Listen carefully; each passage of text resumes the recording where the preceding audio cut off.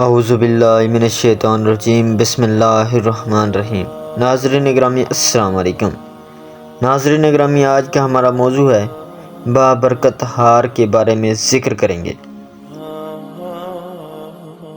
ناظرین گرامی، معتبر حدیث میں وارد ہے کہ ایک روز رسالت مآب صلی اللہ علیہ وآلہ وسلم نماز عصر کے بعد مسجد میں تشریف فرما تھے۔ ایک ضعیف العمر اعرابی آپ کی خدمت میں آیا اور کہنے لگا، یا رسول اللہ صلی اللہ علیہ وآلہ وسلم، بھوکا ہوں، کھانا کھلائیں، لباس نہیں، لباس عطا فرمائیں، فقیر ہوں، مال عطا فرمائیں۔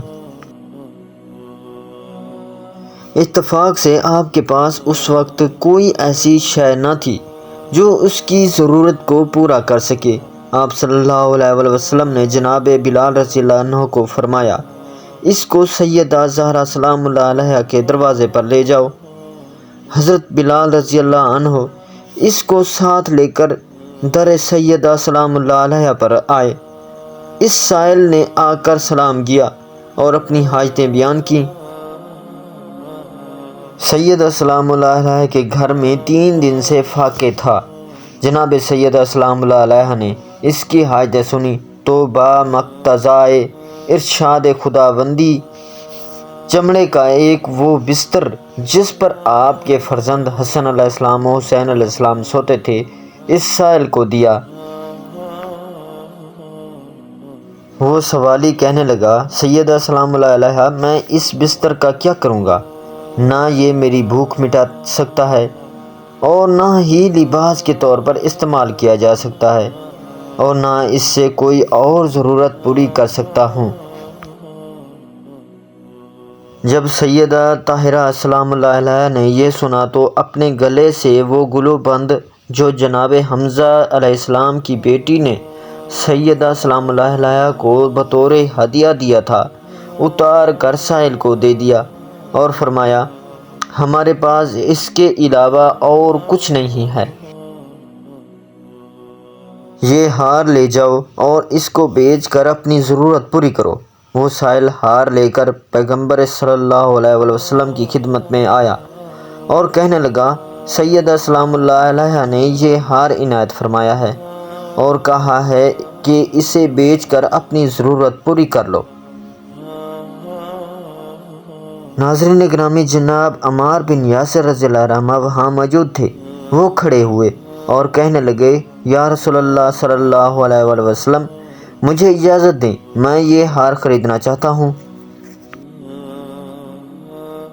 آپ صلی اللہ علیہ وآلہ وسلم نے فرمایا، اے عمار، اگر تمام جن و انس مل کر یہ ہار خریدیں تو اللہ ان سب کو اس کی بدولت اپنے عذاب سے محفوظ رکھے گا۔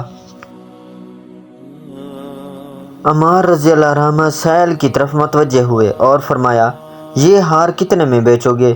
وہ کہنے لگا، اتنا کھانا مل جائے کہ میں سیر ہو جاؤں، پہننے کے لیے ایک چادر مل جائے اور گھر تک پہنچنے کے لیے زارد راہ 1 دینار سونے کا مل جائے۔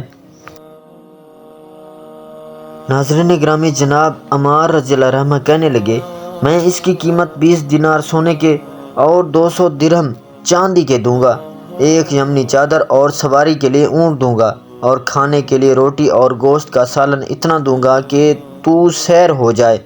سائل یہ سن کر بہت خوش ہوا اور جناب عمار رضی اللہ عنہ اس کو ساتھ لے کر گئے اور جو قیمت تجویز کی تھی وہ اس کے حوالے کی۔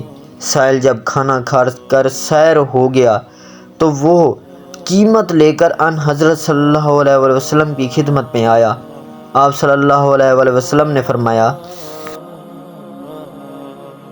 تیری ضرورت پوری ہو گئی ہے، اب تم سیدہ سلام اللہ علیہا کے لیے دعا کر دو۔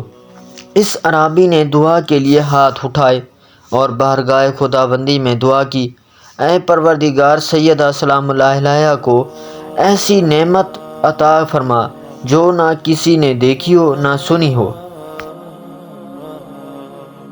آپ صلی اللہ علیہ وآلہ وسلم نے آمین کہا اور پھر صحابہ کی طرف رخ کیا اور فرمایا، اس اعرابی نے جو دعا کی ہے اللہ نے اس کو قبول کر لیا ہے اور سیدہ سلام اللہ علیہا کو وہ نعمتیں عطا کر دی ہیں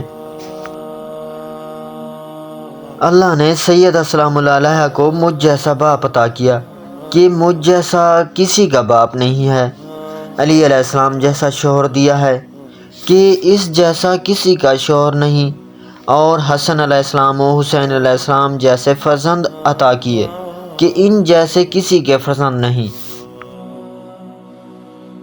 ناظرین گرامی، جناب سلمان رضی اللہ رحمہ و مقداد رضی اللہ رحمہ وہاں موجود تھے۔ آپ صلی اللہ علیہ وسلم نے فرمایا، اے سلمان رضی اللہ رحمہ، تمہیں سیدہ سلام اللہ علیہ کے کچھ فضائل بتاؤں؟ انہوں نے عرض کیا، آقا ارشاد فرمائیں۔ آپ صلی اللہ علیہ وسلم نے فرمایا،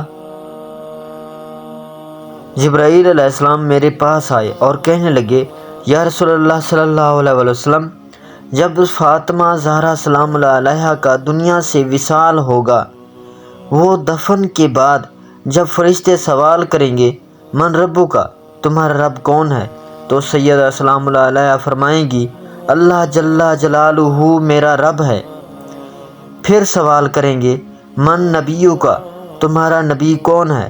تو سیدہ سلام اللہ علیہ کہیں گی، میرے بابا محمد صلی اللہ علیہ وسلم میرے نبی ہیں۔ اور پھر وہ سوال کریں گے، من امام ماں کی، تمہارا امام کون ہے؟ تو بی بی فرمائیں گی، میرے شوہر علی علیہ السلام میرے امام ہیں۔ اس کے بعد کچھ اور بھی فضائل بیان کیے۔